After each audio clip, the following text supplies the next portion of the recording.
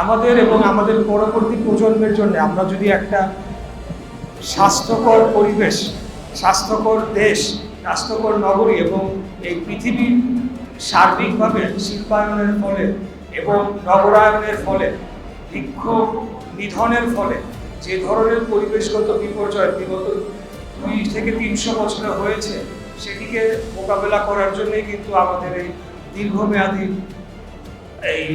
আমাদের এই পৃথিবীকে রক্ষা করার জন্য, পৃথিবীর সকল যে প্রাণী সম্পদ রয়েছে এটিকে রক্ষা করার জন্যই কিন্তু আমাদের এই কর্মসূচিটি আমাদের আজকে মাননীয় প্রধানমন্ত্রী তিনি অত্যন্ত গুরুত্ব সহকারে বাস্তবায়ন করে চলেছেন।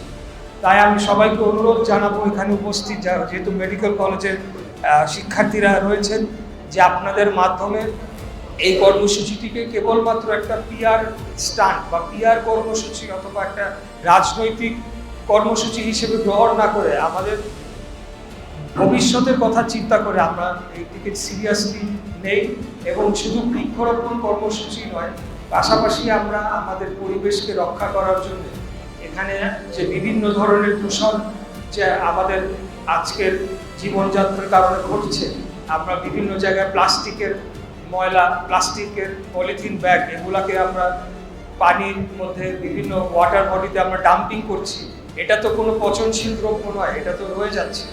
এবং আমাদের যে শিল্পায়নের ক্ষেত্রে আমরা আরও বেশি নজরদারি করব আগামীতে, যে বিভিন্ন কলকারখানা, মিল ফ্যাক্টরি, বিশেষ করে যারা অবৈধ ইট ভাটার মাধ্যমে যে বায়ু দূষণ হচ্ছে এবং সেই বায়ু দূষণের ফলে জটিল রোগীর সংখ্যাও বেড়ে গিয়েছে, যা আমাদের স্বাস্থ্য খাতের উপর একটা চাপ সৃষ্টি করেছে।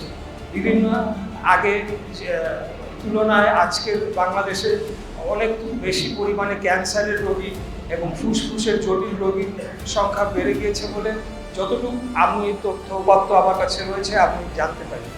তো আজকে আমরা এই বৃক্ষরোপণ কর্মসূচির পাশাপাশি আমাদের পরিবেশকে কীভাবে আগামী দিনে রক্ষা করব সেই বিষয়ে আপনাদেরও সুচিন্তিত মতামত নিশ্চয়ই রয়েছে।